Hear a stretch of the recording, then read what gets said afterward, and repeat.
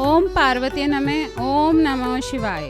हरियाली तीज के व्रत का महत्व। सावन माह के शुक्ल पक्ष की तृतीय तिथि को महिलाएं शिव पार्वती का विशेष पूजन करती हैं।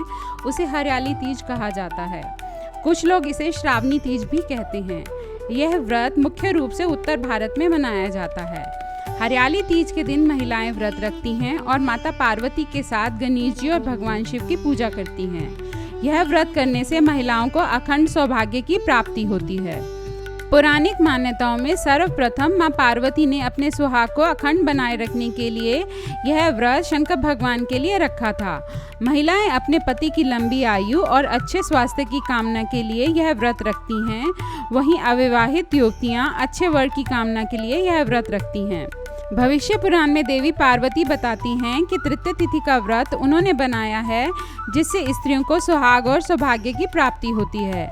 सावन महीने में तृतीय तिथि को 100 वर्ष की तपस्या के बाद देवी पार्वती ने भगवान शिव को पति के रूप में पाने का वरदान प्राप्त किया था। इस दिन महिलाएं 16 श्रृंगार करती हैं और हाथों में मेहंदी लगाती हैं। यह उत्सव शिव पार्वती के पुनर्मिलन के उपलक्ष्य में मनाया जाता है।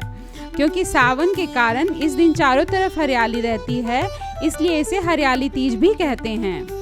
देश के बड़े भागों में यही पूजन आषाढ़ तृतीया को मनाया जाता है। उसे हरितालिका तीज कहते हैं। दोनों में पूजन एक जैसा होता है, अतः कथा भी एक जैसी होती है। हरियाली तीज व्रत के नियम। हरियाली तीज के दिन विवाहित स्त्रियां अपने पति की दीर्घायु के लिए व्रत रखती हैं। इस दिन स्त्रियों के मायके से श्रृंगार का सामान और मिठाइयाँ उनके ससुराल भेजी जाती हैं। हरियाली तीज के दिन महिलाएं सुबह घर के काम और स्नान आदि के बाद 16 श्रृंगार कर निर्जला व्रत रखती हैं। इस दिन हरे वस्त्र, हरी चुनरी, हरा लहरिया, हरा श्रृंगार, मेहंदी, झूला झूलने का भी रिवाज है। इसके बाद मां पार्वती और भगवान शिव की पूजा होती है। पूजा के अंत में तीज की कथा सुनाई जाती है। कथा के समापन पर महिलाएं मां गौरी से पति की लंबी आयु की कामना करती हैं। इसके बाद घर में उत्सव मनाया जाता है और भजन व नृत्य किया जाता है। हरियाली तीज के दिन अनेक स्थानों पर मेले लगते हैं और माता पार्वती की सवारी बड़े धूमधाम से निकाली जाती है। हरियाली तीज के व्रत में क्या खाना चाहिए? हरियाली तीज व्रत का पारण रात में चंद्रमा को अर्घ्य देने के बाद किया जाता है।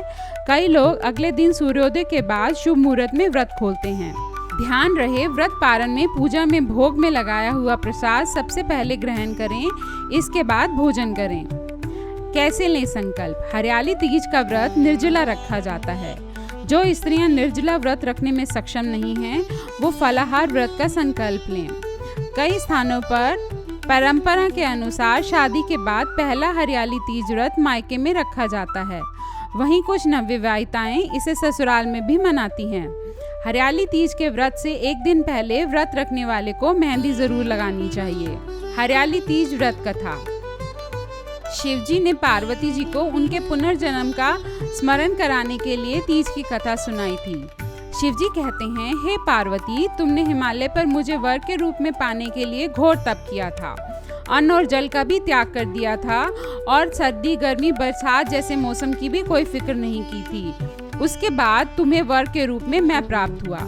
महादेव कथा सुनाते हुए कहते हैं, हे पार्वती, एक बार नारद मुनि तुम्हारे घर पधारे और उन्होंने तुम्हारे पिता से कहा, मैं विष्णु जी के भेजने पर आया हूँ। भगवान विष्णु स्वयं आपकी तेजस्वी कन्या पार्वती से विवाह करना चाहते हैं। नारद मुनि की बात सुन पर्वतराज बेहद प्रसन्न हुए। उन्होंने शादी के इस प्रस्ताव को तुरंत स्वीकार कर लिया। लेकिन जब तुम्हारे पिता पर्वतराज ने ये बात तुम्हें बताई तो तुम्हें बहुत दुख हुआ। तुम मुझे मन से अपना पति मान चुकी थी। भोलेनाथ कथा सुनाते हुए आगे कहते हैं, जब तुमने अपनी सखी को यह बात बताई तो उसने घनघोर जंगल में तुम्हें तप करने की सलाह दी। सखी की बात मान तुम मुझे पति के रूप में प्राप्त करने के लिए जंगल में एक गुफा के अंदर रेत का शिवलिंग बनाकर तप करने लगी। शिवजी माता पार्वती से आगे कहते हैं कि तुम्हारे पिता पर्वतराज ने तुम्हारी खोज में धरती और पाताल एक कर दिया, लेकिन तुम्हें ढूंढ नहीं पाए। तुम गुफा में सच्चे मन से तप करने में लगी रही। सावन माह के शुक्ल पक्ष की तृतीय तिथि पर प्रसन्न होकर मैंने तुम्हें दर्शन दिए और तुम्हारी मनोकामना को पूर्ण करने का वचन देते हुए तुम्हें पत्नी के रूप में स्वीकार कर लिया। इसके बाद तुम्हारे पिता भी ढूंढते हुए गुफा तक पहुंच गए। तुमने अपने पिता से कहा, मैं आपके साथ तभी चलूंगी जब आप मेरा विवाह शिव से कराएंगे।